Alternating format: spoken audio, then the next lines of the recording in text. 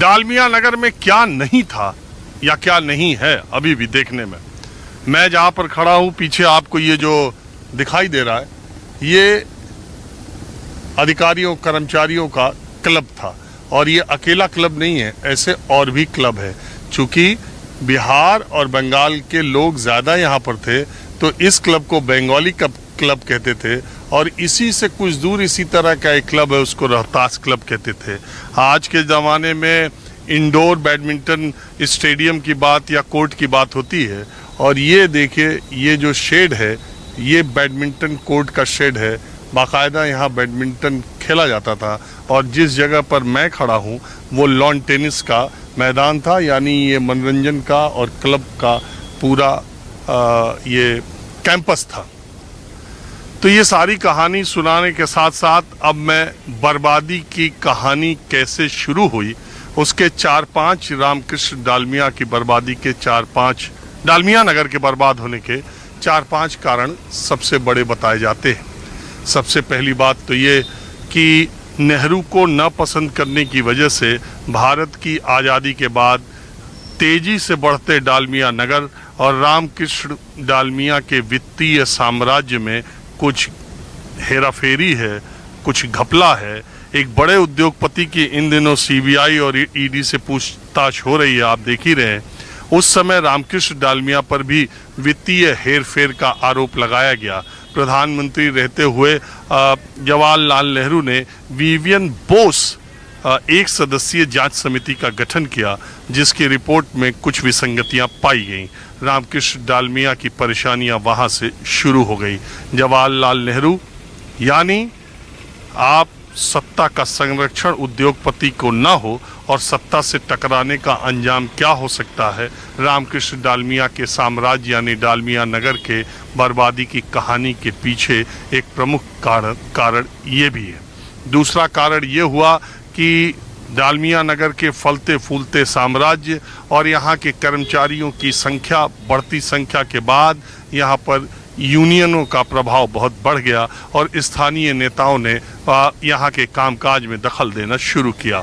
तीसरा कारण ये हुआ कि इस इलाके में जमीन के असमान वितरण की वजह से नक्सल आंदोलन ने भी सिर उठाना शुरू किया और यहाँ के अधिकारियों और कर्मचारियों को कि लॉ एंड ऑर्डर की एक परेशानी बढ़ी।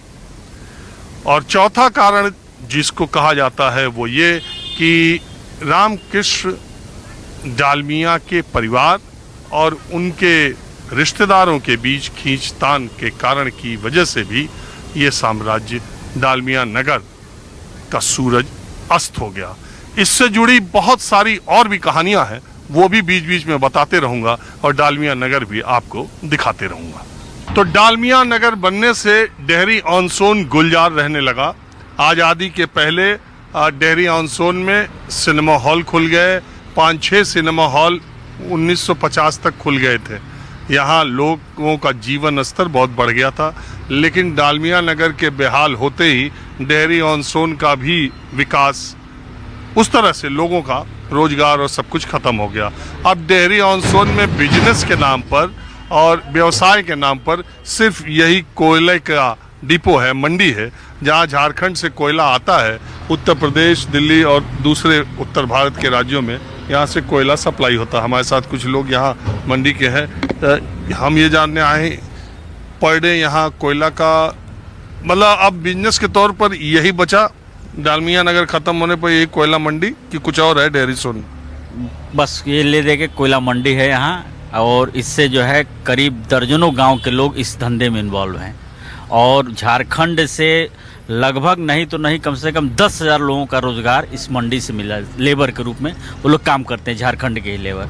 बिहार के लेबर यहाँ के तो लोकल लेबर काम नहीं करते हैं, अधिकतर झारखंड के ही लेबर यहाँ काम करते हैं और झारखंड से ही कोयला आता है।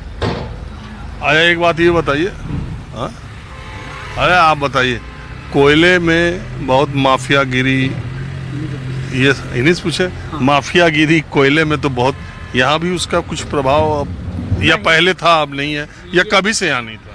प्रारंभ से ही यहाँ कोई माफियागिरी, कोई गुंडागर्दी नहीं। यहाँ बहुत सामान्य लोग हैं और अपना धंधा बहुत स्मूथली करते हैं और लगभग यहाँ डेली का टर्नओवर 3-4 करोड़ का है। पूरा होल डिपो का काम देखेंगे तो पर डे 3 करोड़ का, और लोग निफिक्र होकर बेफिक्र होकर पैसा हाथ में ले घूमते हैं। यहाँ किसी तरह का भय का माहौल नहीं है, यहाँ लोगों में बहुत एकजुटता है।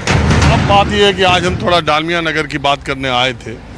डालमिया नगर के इस तरह से बंद हो जाने के बाद इस इलाके के लोगों के दिमाग में क्या वो रहता है?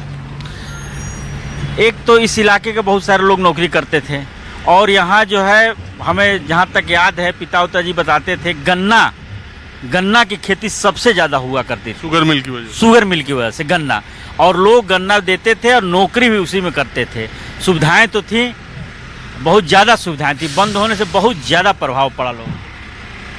डालमिया नगर जब चलत रहा तो आपको होश है? नहीं, उसे होश नहीं है हमारा। अरे कहाँ आप कैसे साल के हैं? हाँ, लेकिन उस समय हमको जानकारी नहीं था, लेकिन उसके बाद में हम 94-95 से हम यहाँ लगे हैं। अच्छा, यहाँ 95 में आए हैं? हाँ। बाहर के हैं क्या? हाँ, औरंगाबाद जिला के गो थाना के।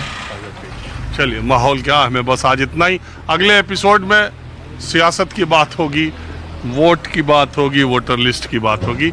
आज बस इतना ही। कैमरामैन उमेश सिंह के साथ राजीव रंजन, न्यूज़ 24 डेहरी ऑन सोन।